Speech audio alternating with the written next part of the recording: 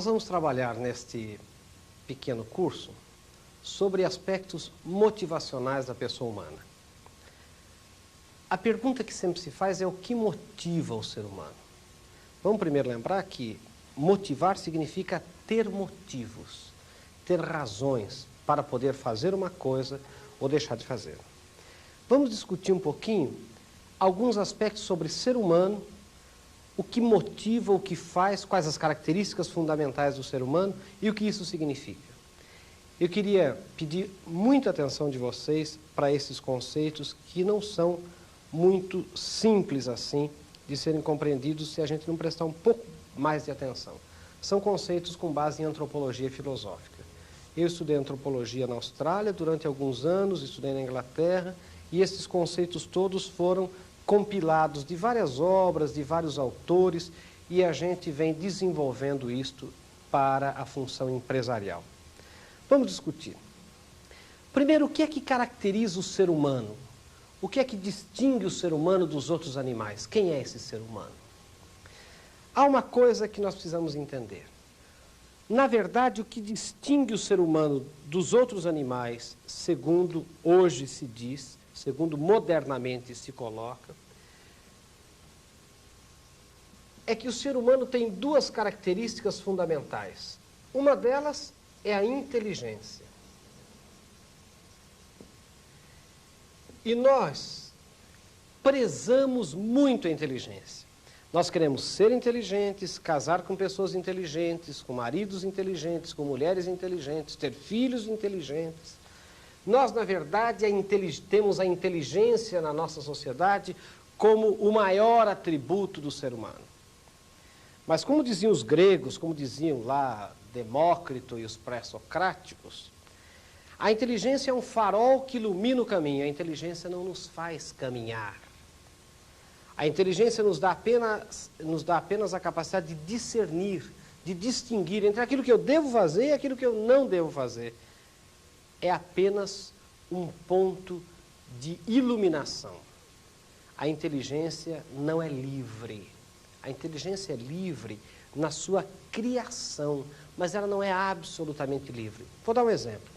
Se nós colocarmos a mão no fogo, se eu, por exemplo, colocar a mão no fogo e experimentar pela sensação e percepção que fogo queima, não há como a inteligência me dizer no futuro que fogo não queima. Ela não vai ser livre para dizer que fogo não queima. Ela vai me dizer sempre que fogo queima. Ela não tem essa liberdade absoluta de ir contra seus próprios princípios. A inteligência, portanto, é uma coisa estática. Todos nós conhecemos pessoas inteligentes, amigos inteligentes, colegas de classe na nossa infância, pessoas muito mais inteligentes do que nós, segundo nós próprios, e que vivem numa draga desgraçada. Parece que só patinam, parece que não conseguem se desvencilhar das coisas do cotidiano. E desde que Piaget definiu a inteligência como a capacidade de vencer obstáculos, hoje nós dizemos que a inteligência e que inteligentes todos nós somos, a não ser os oligofrênicos, os estúpidos, os parvos, os idiotas. A não ser todos nós, por exemplo, os senhores que estão aí me ouvindo e que, portanto, trabalham numa empresa, todos os senhores são igualmente inteligentes. É a outra característica fundamental do ser humano que nos distingue. E essa outra é a vontade.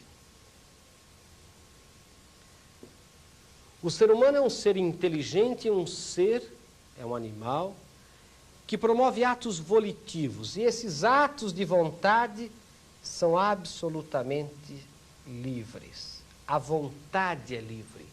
O atributo da liberdade é um subatributo da vontade e não da inteligência. Embora a minha inteligência diga faça, embora a minha inteligência me mostre o caminho, eu, por absoluta liberdade da vontade, digo não faço e não vou. Lembrem que o ser humano é o único animal capaz de fazer greve de fome. E por que a greve de fome é tão simbólica? Porque o meu organismo, a minha fisiologia me diz, coma que você está morrendo. A minha inteligência me aponta, se você não comer, morrerá. E eu, em holocausto às vítimas, não sei de onde, não como e morro. Ou seja, a greve de fome é simbólica porque é a vontade acima do próprio homem, acima dos chamados instintos, acima da sua própria inteligência. E nós somos fracos em vontade.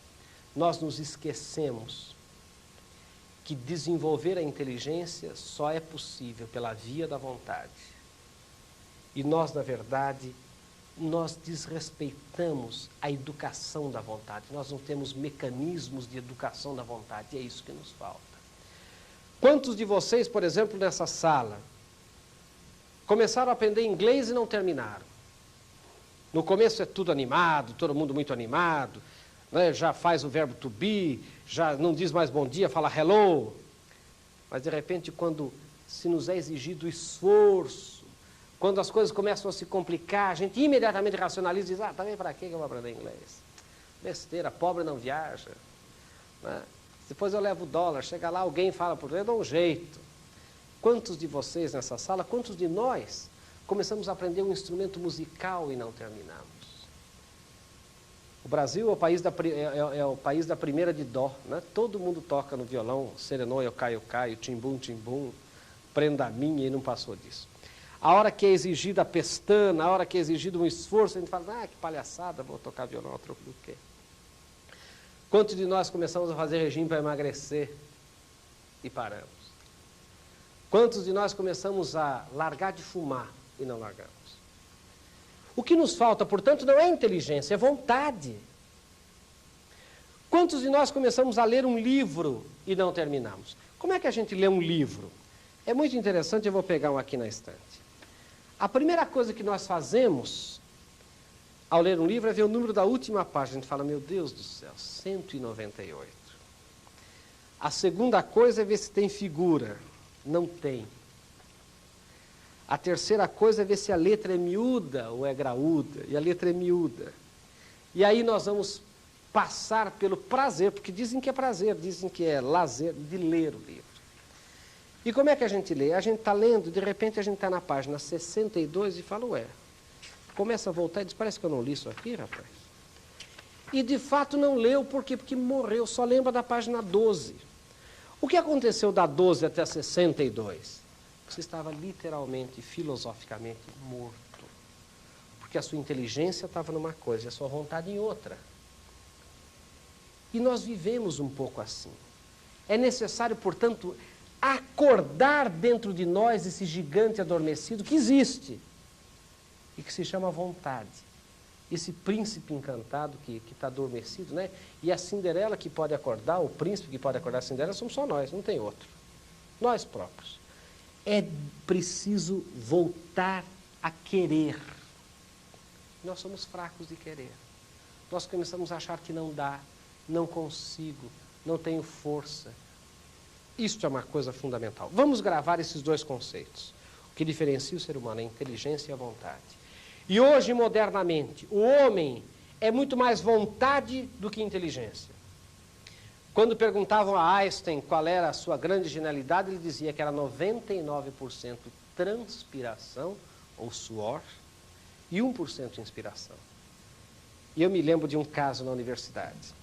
Eu tinha um colega de universidade, professor, que passou anos num laboratório de genética, contando Drosophila melanogaster no microscópio, aquele mosquitinho de banana. Ele fazendo genética, ele via como era a relação sexual desses mosquitos. E foram mais de 15 anos ali. E com isso ele ficou quase cego da vista. Ele, como tinha lá os ciclos genéticos, ele não podia parar para almoçar, ele comia sanduíche olhando o microscópio. E assim foi. Depois de 18 anos trabalhando naquilo, ele fez um artigo das descobertas dele e ganhou um prêmio internacional. E o que diziam a ele na sala dos professores? Que sorte, hein?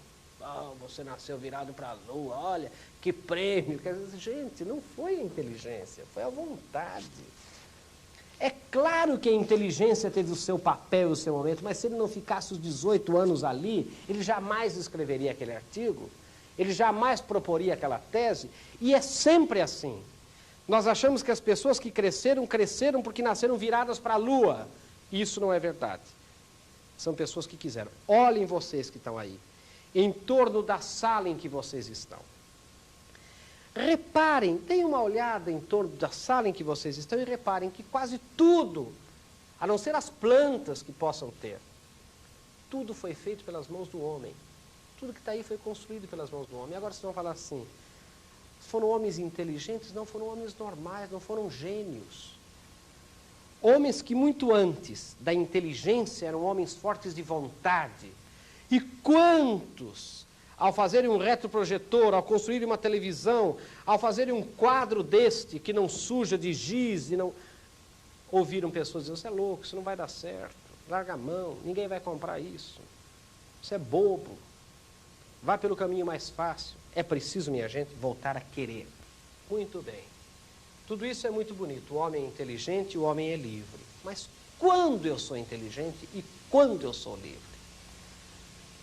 Por que essa pergunta é feita? E essa pergunta é muito profunda e agora eu peço a atenção de vocês com um pouco mais cuidado.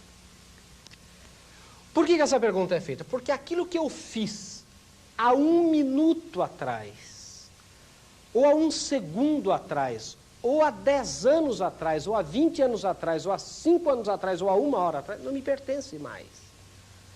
Eu não sou livre nem sou inteligente no meu passado. O passado, portanto, não nos pertence mais. 1 minuto atrás não me pertence. Pertence a uma ciência chamada história. O passado, portanto, é inexorável. O passado já foi. E esse passado é 1 minuto, 1 segundo, 10 anos e 20 anos. Mas as pesquisas francesas falam de uma coisa que nos deixa um pouco apavorados. Dizem que nós passamos 70% do nosso tempo vivendo o passado. Com sentimentos de culpa. Não adianta nada ficar com sentimentos de culpa com relação ao passado. O passado já foi. O passado não existe mais. Da mesma maneira, é o futuro. Ele não me pertence. Seja 1 minuto à frente, seja 1 hora à frente, seja 1 ano à frente, sejam 20 anos à frente, não me pertence mais. Ou ainda não me pertence. O futuro, portanto, não me pertence. Pertence à prospecção. Eu imagino que seja assim.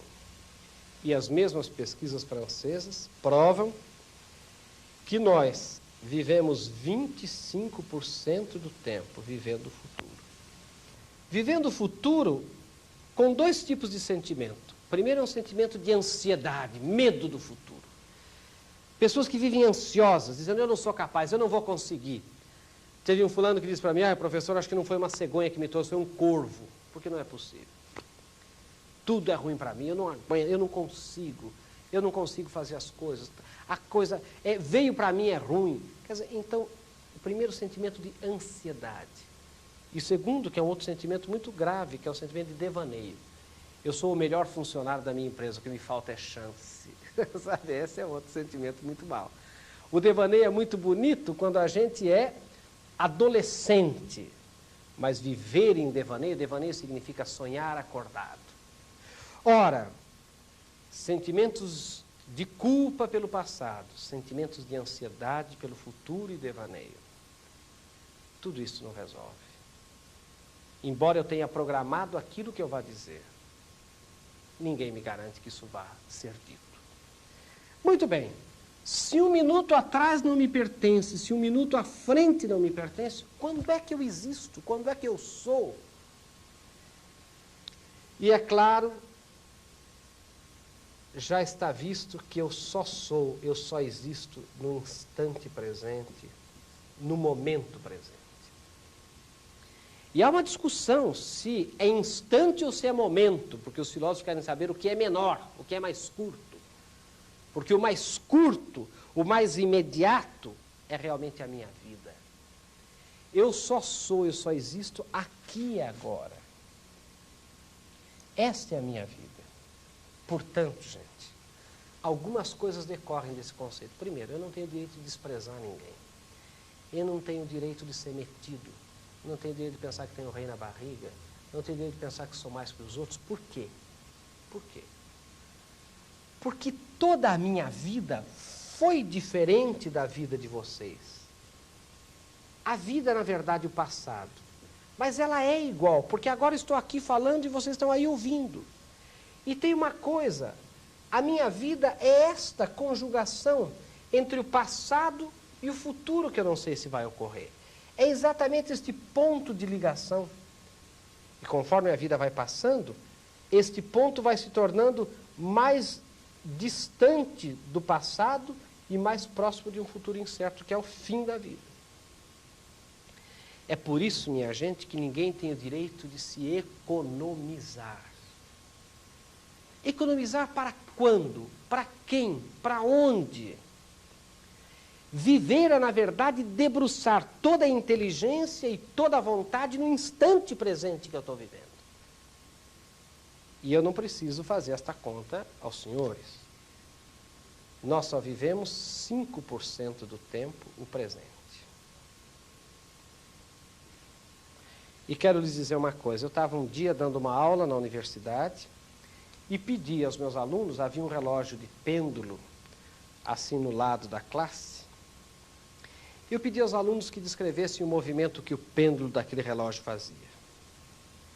E eles, depois de muita discussão, chegaram à conclusão que o pêndulo vai e volta. E nós estávamos discutindo processos espaciais e temporais e eu dizia, gente, o maior engano do homem é achar que um pêndulo de relógio volta. Ele nunca voltou, ele só foi. Vai para um lado e vai para outro. Cada vez que ele vai, é um novo instante, é um novo minuto, é um novo momento, dependendo do tamanho do pêndulo, que nunca mais volta no tempo. E pelos movimentos de rotação e translação da Terra, o espaço que o pêndulo ocupa cada vez que ele badalha é um novo espaço. Nunca será o mesmo. Portanto, quem quiser ficar neurótico, fique olhando para um pêndulo de relógio falando, olha, eu morrendo. E de fato é verdade. Ora, gente, é por isso que ninguém tem o direito de se economizar para o momento presente. O que é viver? Viver é concentrar toda a inteligência e toda a vontade dirigidos ao momento presente, ao instante presente. Mas nós não vivemos assim. Eu estou falando com você, mas não estou prestando atenção, eu estou pensando no recado que tenho que dar a ela. Eu estou falando com ela, mas estou lembrando do depósito que eu tenho que fazer no banco. Estou lembrando que é a hora do meu almoço, estou lembrando que é o horário do meu jantar, estou lembrando que eu tenho que fazer... Eu não vivo. Então eu chego à pessoa e digo assim, olha, apareça mais tarde, vem aí com mais calma. E as pessoas, mas eu estou calmo. Não, mas por quê? Porque as pessoas querem se livrar das outras, se livrar dos momentos, escovar as pessoas. Por quê? Porque nós temos que fazer os momentos passarem e nós não temos concentração no momento presente. As sociedades orientais têm a cerimônia do chá, que nada mais é do que um treino cultural para a concentração no momento presente. Nós temos que fazer, realizar, correr. E notem que nós chegamos no fim do dia, olhamos para o nosso dia e o que é que fizemos? A gente tem a sensação que só fez poeira, só levantou papel, só mexeu e não realizou, não concretizou. Por quê? Porque não viveu, efetivamente não viveu. O que é viver? Viver é debruçar toda a inteligência e toda a vontade no instante presente. Não é nem no passado, nem no futuro. Como eu vivo só com sentimento de culpa ou ansiedade, pensando no futuro, eu não vivo. E viver, sabem como é? Uma hora eu olho para o relógio e não vejo mais o relógio badalar porque morri. Essa é uma consciência muito dura. Mas os filósofos ainda fazem uma outra pergunta. Eu quero que guardem bem este conceito. Muito bem. Fazer o que no instante presente? Eu já vi que sou inteligente, que sou livre, que só sou inteligente e só sou livre no instante presente, portanto eu só sou ser humano no hic et nunc, ou seja, no aqui e no agora. Mas o que eu vou fazer no momento presente? E agora vem para que serve a inteligência. Em tudo aquilo que formos fazer na vida, nós podemos dividir em três coisas, ou classificar de três formas, tudo que formos fazer. Se aquilo que vamos fazer é essencial, se aquilo que vamos fazer é importante, ou se aquilo que vamos fazer é acidental. Essencial, gente, é aquilo que eu devo fazer imediatamente já. É aquilo que mais vai me levar em direção ao meu objetivo de vida. Importante é aquilo que eu devo fazer. A palavra é devo e não posso. O verbo é dever. E não poder, eu devo fazer. Mas só depois que eu já tiver feito aquilo que eu havia antes considerado como essencial.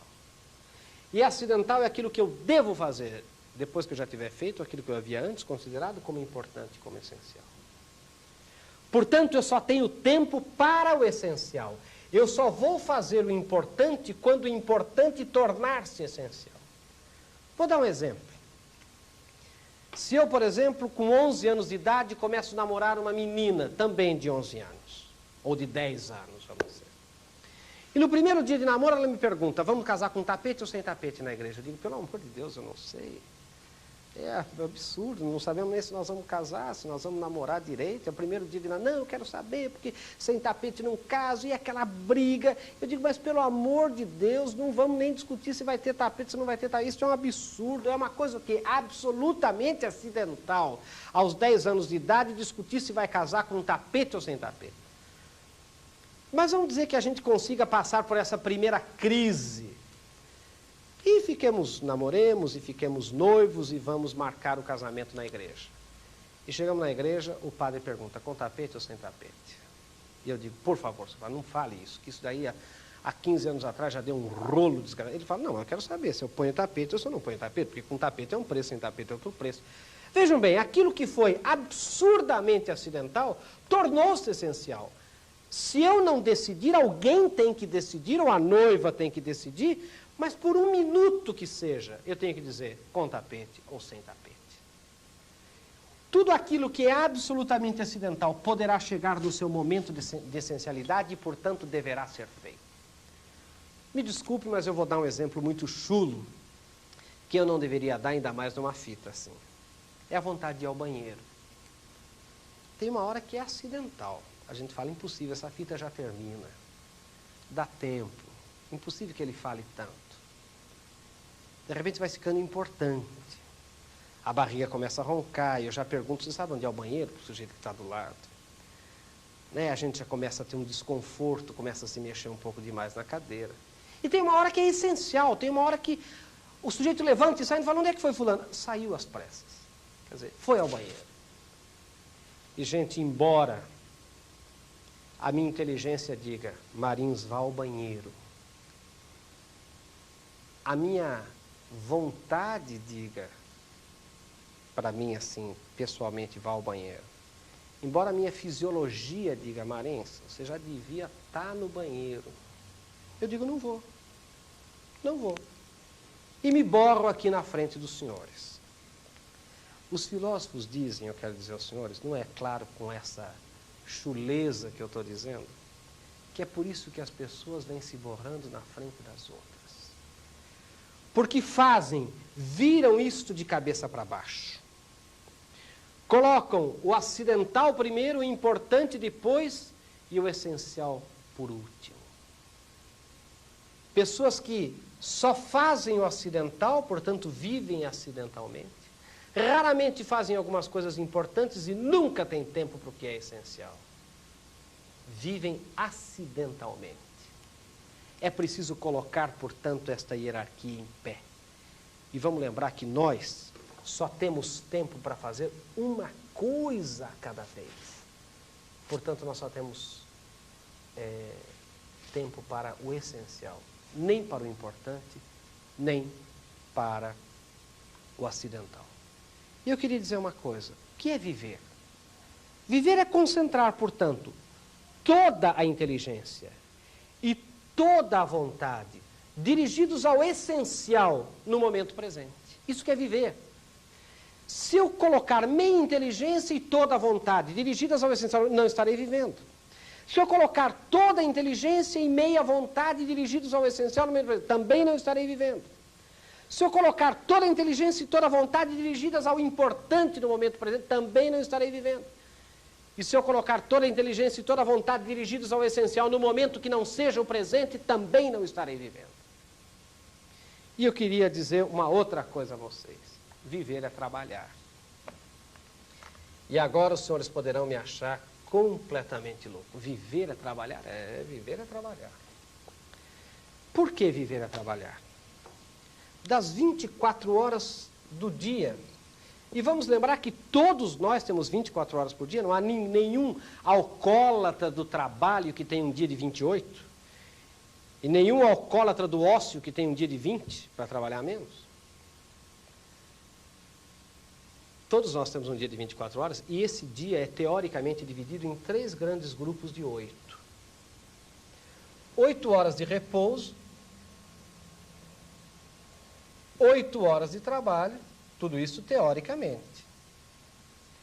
E 8 horas em que eu faço tudo aquilo que não é nem repouso nem trabalho.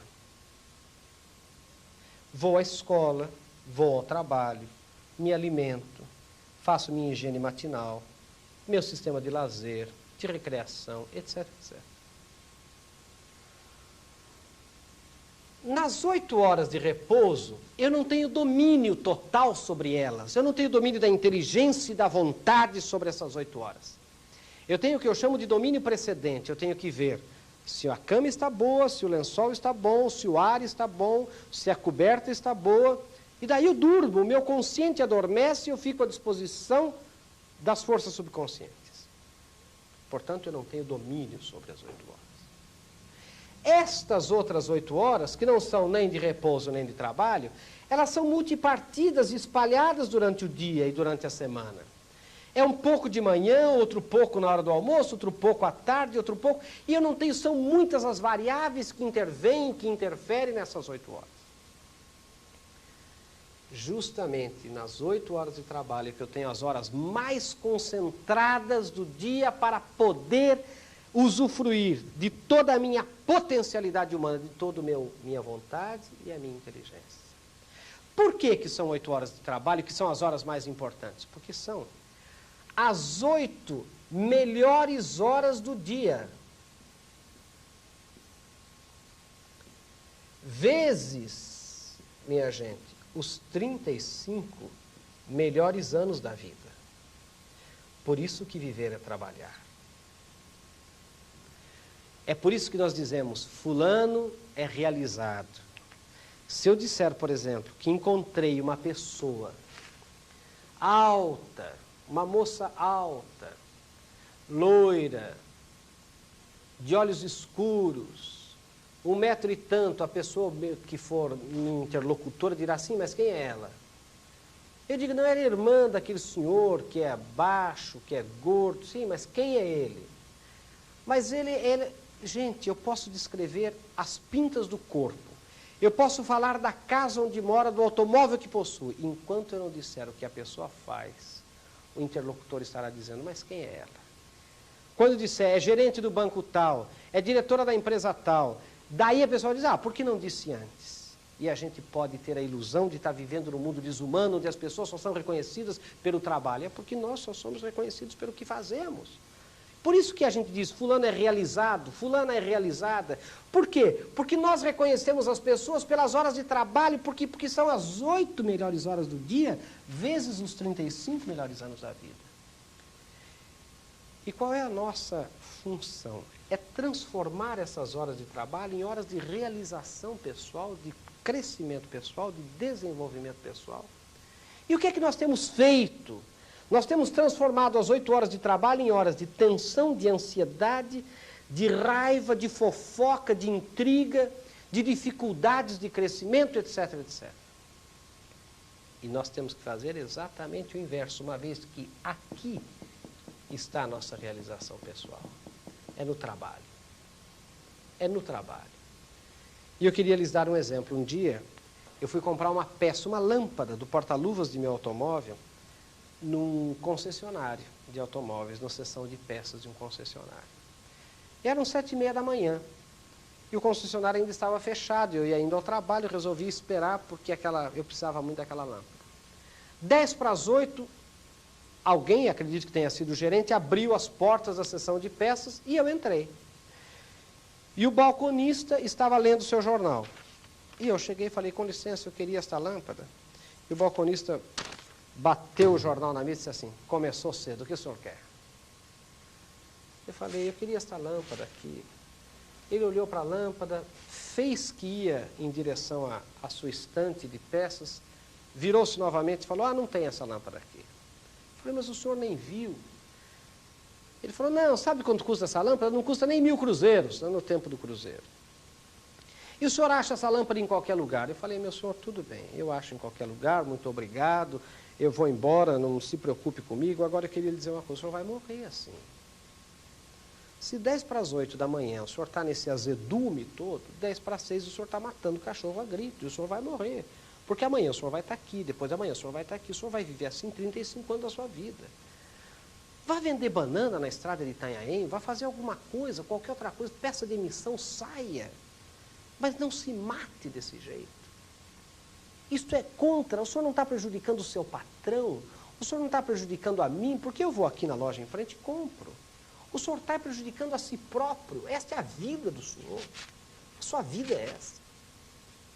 E ele falou, não aguento esse trabalho. Eu falei, mas saia, gente, viver é trabalhar.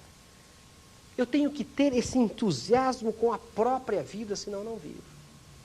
Então, este conceito, gente.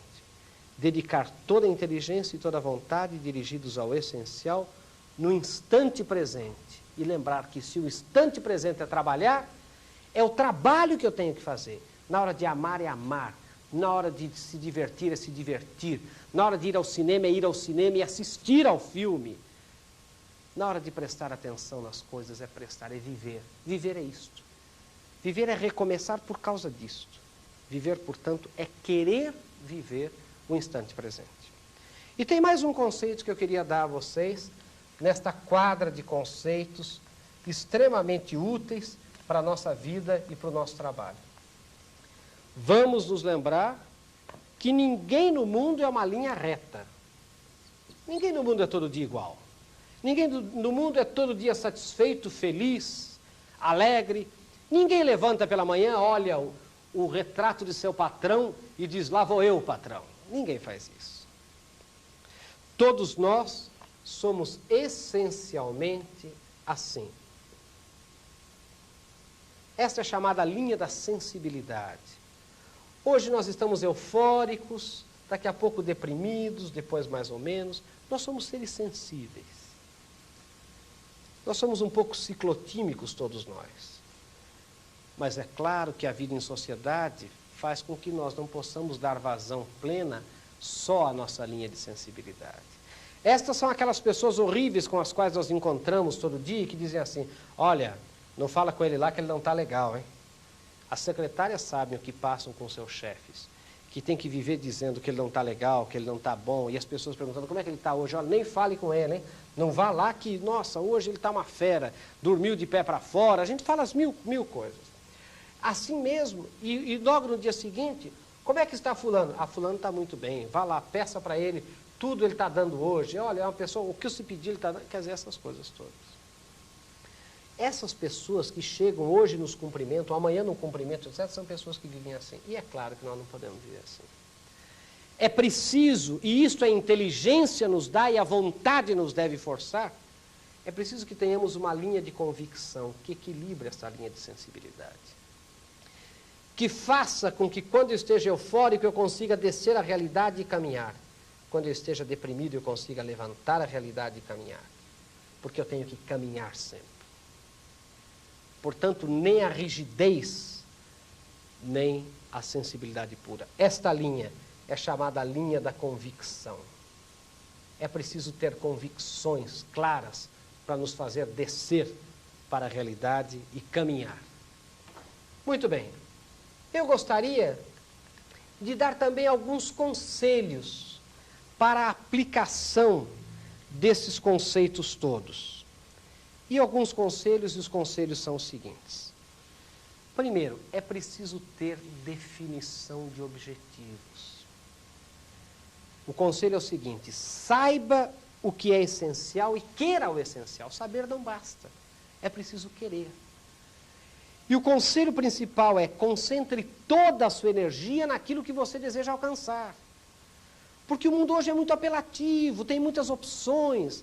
A gente liga o televisor, é cada minuto, cada segundo é um apelo, faça isto, faça aquilo. Se nós não tivermos muito claro em nossa cabeça aquilo que queremos, dificilmente conseguiremos realizar. É muito importante saber o que é essencial e, fundamentalmente, querer o essencial. Coloque toda a sua energia naquilo que você deseja alcançar. Esse é o primeiro conselho. Definição de objetivos. O segundo conselho. Lembrem, como dizia Lebré, que o homem vai longe depois de estar cansado. E o conselho é este: vá além. Vá além. Além do quê? Além de onde você achou que era o limite máximo da sua capacidade de ir. Tente passar por cima do cansaço. Recomece. Tente de novo. Há pessoas que parece que nasceram cansadas. E a gente tem que lembrar que o tanque de combustível do homem, o tanque de reserva, é maior que o original. Quando você imagina que realmente pregou, força que você vai. Força, vá, faça, vá além. Lembre-se de uma coisa muito triste: os grandes pesquisadores do mundo desistem das suas pesquisas exatamente no ponto em que encontrá-las. E vem o seguinte, pega onde ele parou e um mês depois consegue. Portanto, o negócio é caminhar, é ir. Vá além. Tente passar por cima do cansaço. Não desista e tente outra vez. O outro conceito. Autodisciplina. E esse conceito ele não é muito popular, não. Ele é desagradável de a gente falar. Mas a verdade é essa: discipline-se em função dos seus objetivos. Se você quer uma coisa, tem que ir em direção àquilo. Eu não posso ir ao Rio de Janeiro pela via Castelo Branco, eu não consigo, eu tenho que pegar a Dutra, ou tenho que pegar Trabalhadores. Ah, mas a Castelo Branco é mais bonita. Pode ser mais bonita, mas você não chega no Rio. É mais agradável, mas você não vai ao Rio. Sabe, nós temos que ter essa é uma coisa clara. E as pessoas dizem assim: não consigo. Ah, eu tento, não consigo. Claro que consegue, é preciso querer. É preciso parar de mentir para si próprio e querer. E o conselho é esse: domine o comodismo e vá fazendo um rol das coisas que você precisa vencer, porque isso é natural que tenhamos que fazer. Nós temos que fazer a cada dia, a cada semana, uma relação das coisas que nós precisamos vencer. Eu conheço pessoas que dizem: não consigo acordar cedo, não consigo aprender isto, não consigo, sabe, tem que lutar para isto. Porque viver é constantemente começar, é cada momento. Esqueça esse seu passado. Um outro conselho: mantenha boa saúde física e mental. E aqui eu quero dizer uma coisa: a saúde física não me preocupa muito, porque ela dói. E as pessoas então logo se tocam com ela. O que me preocupa é a saúde mental. Tem muito louco solto. São aqueles loucos fronteiriços. Se tivessem no hospício não saíam, mas como estão fora a gente não conseguiu pôr dentro ainda. São aquelas pessoas negadoras, extremamente negadoras, pessoas no não. Pessoas que quando você fala: vamos fazer um piquenique, elas dizem imediatamente: vai chover. Pessoas horríveis, pessoas que só vivem para dizer que não vai dar certo, que não vamos conseguir, que não vamos chegar lá. Essas pessoas são pessoas insanas mentalmente. Cuidado com elas. E se você é uma dessas, procurem ajuda. Pessoas extremamente... E o pior é que essas pessoas se denominam realistas. Esse é o pior. Faça exercícios, faça periódica revisão de saúde, saiba descansar e relaxar e, principalmente, curta a vida. Curta. A vida foi feita para curtir. Curta cada momento presente da vida assim, curtindo, vivendo, prestando atenção. Um outro conselho: tome a iniciativa. Não espere muito, arrisque a saída heróica, faça, assuma, não se omita, decida, faça e erre. Pelo amor de Deus, erre. Só não erra quem não faz. Eu diria a vocês, de vez em quando acerte, mas erre também. Só não erra quem não faz. É preciso tomar a iniciativa de fazer. É preciso arriscar a saída heróica, é preciso alguém se sujar. Tem um ditado que diz que mais vale se sujar um pouco andando que morrer sentado. É preciso caminhar. Um outro conselho: preste atenção. Tenha uma atenção controlada, doe seus momentos presentes ao instante presente, preste atenção na vida e a vida. Quer dizer, vejam bem, prestar atenção é o primeiro conceito que nós dissemos, é viver no instante presente. Um outro conselho: aprenda com os insucessos. De um fracasso, faça um sucesso. Analise as causas e os erros cometidos, para isso serve a inteligência, e recomece, para isso serve a vontade. Um outro conselho: Forme um grupo, tenha amigos, discuta com as outras pessoas os seus pontos de vista. Coloque em xeque a sua opinião sobre as coisas. Um outro conselho, desenvolva uma visão criativa. Procure inovar, evite copiar e arrisque para conseguir alguma coisa nova. Não copie só dos outros. Quantas vezes você já não viu alguém falando alguma coisa e você pensou assim, puxa, eu já tive essa ideia há muitos anos. Qual a diferença? A diferença é que ele fez e que você não fez. É aquele ditado tcheco, que diz que a única maneira de se ir até a porta é indo. Não é? Se eu ficar aqui imaginando que aquela pessoa vai me dar um trançapé, que a porta vai estar fechada, que eu vou chegar lá e vão dizer, o que você quer aqui que não pode entrar, etc., eu não vou. E ao olhar a porta eu vou ver a outra pessoa lá e vou ter a sensação de dizer, eu pensei primeiro em ir, eu é que tive a ideia, eu é que ia. De fato, você pensou, você é quem ia, ele é quem foi.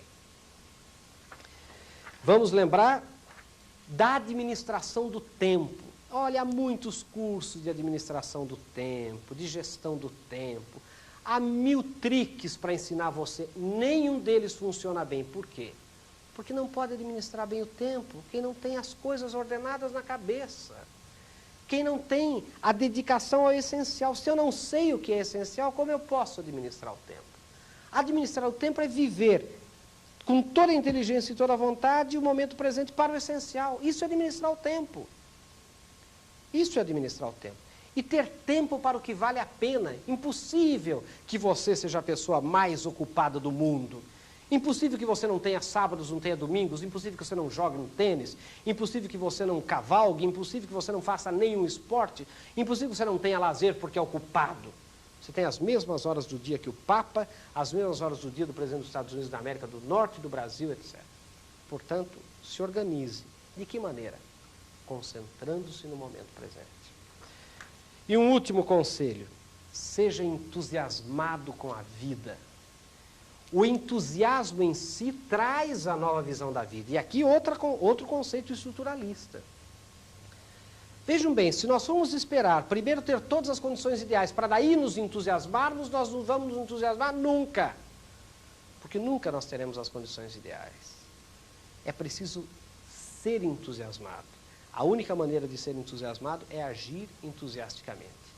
E entusiasmo, diferentemente do otimismo, vem do grego que significa ter dentro de si os deuses. Os deuses panteístas gregos, quer dizer, a capacidade de transformar a realidade. É diferente do otimismo, que é acreditar que vai dar certo. O entusiasta é aquele que acredita na sua capacidade de transformar a realidade e fazer dar certo. E é importante que a gente lembre uma coisa muito forte. É importante que a gente lembre que não é preciso saber tudo para agir. Porque ninguém nunca sabe tudo. E é a própria ação que permite a gente progredir no saber. Se você primeiro vai esperar ter tudo pronto para daí agir, você nunca vai agir. Tem que deixar que o sistema desenvolva suas próprias negativas. E tem um outro conselho que eu queria dar. Passe do plano do choro ao plano da ação. Nós choramos demais. Nós reclamamos muito. Nós vivemos reclamando do salário, do emprego, da situação, da família, dos filhos, da mulher, do marido, etc. Vamos passar do plano do choro ao plano da ação. Vamos transformar a realidade. Só o homem é capaz disso. E eu queria dizer também uma palavra que Churchill dizia. Cada pessoa tem apenas que cumprir o seu dever para arruinar o mundo. Vocês pensam que eu falei o ditado errado? Não, é verdade. Cada pessoa tem apenas que cumprir o seu dever para arruinar o mundo. Nós precisamos de pessoas que façam mais do que cumprir o seu dever. E nós, neste país, neste Brasil em que vivemos, cada um de nós que tem um teto para morar, cada um de nós que tem um emprego, cada um de nós que sabe ler e escrever, cada um de nós que tem uma família e filhos sãos e pessoas sãs na família, nós temos que dar muito mais do que cumprir o dever. É preciso fazer mais, é preciso educar esta população. É preciso levar esta população ao seu próprio desenvolvimento próprio, autóctone, seu próprio autodesenvolvimento. É preciso uma educação libertadora. Isso que é preciso. Portanto, é preciso mais do que cumprir o dever. Se cada um de nós só cumprirmos o nosso dever nesse país, pobre Brasil. E eu queria terminar contando uma historinha a vocês. Havia uma tribo que morava nas profundezas da caverna. Isso é um mito, é uma história, é uma lenda. E dizem que essa tribo, depois das últimas glaciações, ficou presa na escuridão da caverna e lá viviam só na escuridão, na umidade, na ausência de perspectiva. E depois de muitos anos, décadas, séculos, gerações e gerações se multiplicando naquela escuridão, um grupo de jovens, inconformados com aquela escuridão, com aquela umidade, com a ausência de perspectiva visual, prepararam seu farnel e sua mochila e resolveram percorrer a caverna, viajar por aquele interior daquelas imensas cavernas. E depois de uma semana de viagem, passando por lugares estreitos, por rios profundos, por penhascos e desfiladeiros, brigando com animais bravios, eles viram um ponto luminoso, foram em direção ao ponto e descobriram o que hoje nós chamaríamos de boca da caverna, de saída da caverna. E ao chegarem lá, ficaram boquiabertos, estupefatos, maravilhados ao verem aquelas maravilhas das quais eles nunca haviam ouvido falar. A luz, o calor, o sol, os pássaros, as flores, toda aquela maravilha das quais eles nunca ouviam falar, eles se beliscavam, um olhava para o outro, para saber se aquilo que eles estavam vendo era realmente real. Ao verem aquelas maravilhas todas, eles voltaram de novo para o interior da caverna para contar aos outros. Mais outra semana de viagem, passando pelos mesmos percalços até que lá chegaram. E chegando no meio dos membros da sua tribo, reuniram a todos e disseram: olha, gente, se nós formos por aqui, será uma semana de viagem, muitos de nós poderemos nem chegar até lá, mas vale a pena, nós vamos ter que passar por lugares estreitos, rios profundos, brigar com animais bravios, mas o que existe lá vale a pena. E começaram a sofregamente descrever as coisas que eles haviam visto. Um falava do calor, outro do sol, outro da luz, outro dos pássaros, das flores, e eles atropeladamente descrevendo tudo aquilo, quando terminaram o relato, os mais velhos disseram: coitados, enlouqueceram. Isso tudo não existe. Alguma coisa nessa viagem deve lhes ter feito mal, algum animal deve lhes ter mordido, eles enlouqueceram. A vida é esta aqui. Eles estão tendo alucinações. E nessa tribo, a pena para quem enlouquecia era a pena de morte. E mataram todos os jovens. A moral da história é a seguinte: que nem pelo fato de terem matado aqueles jovens todos, as maravilhas que eles viram deixaram de existir. Quem deixou de conhecer foram aqueles que não se dispuseram a sair da sua escuridão, a sair da sua umidade. Aqueles que, na verdade, não tiveram a disposição de passar pela semana de viagem. Aqueles que preferiam a escuridão e a umidade ao desinstalar-se e ao caminhar. Aqueles que achavam que todas as pessoas que diziam as coisas que não fossem a escuridão e a umidade em que viviam eram loucas e que mereciam ser mortas. Da mesma forma, agradecendo a audiência de vocês, eu queria dizer que vocês podem achar que eu estou louco. Vocês podem me matar. Mas nem por isso. A realidade é verdade de que é possível ter uma vida realmente realizada. Ter uma vida em que você viva a cada momento intensamente. A verdade é a realidade de que é possível ter um emprego que nos realize. A verdade é a realidade de que é possível construir ambientes humanos agradáveis e de crescimento. Tudo isso existe. Tudo isso é possível. Só tem duas coisas. Primeiro, é preciso querer. É preciso despertar dentro de nós esse gigante adormecido que é a vontade e que está lá. E que só nós podemos acordar. E segundo, temos que lembrar que será sempre uma semana de viagem, passando por lugares estreitos, por rios profundos, por penhascos e desfiladeiros, brigando com animais bravios. Mas eu diria uma coisa: vale a pena. Vale a pena porque o que se encontra do lado de lá, que é o próprio homem, que é você mesmo, é muito forte, porque você redescobre a força da sua própria vontade. Você redescobre a força do próprio homem. O homem que é todo inteligência, que é todo vontade e que é todo feito para viver o momento presente. Muito obrigado a vocês.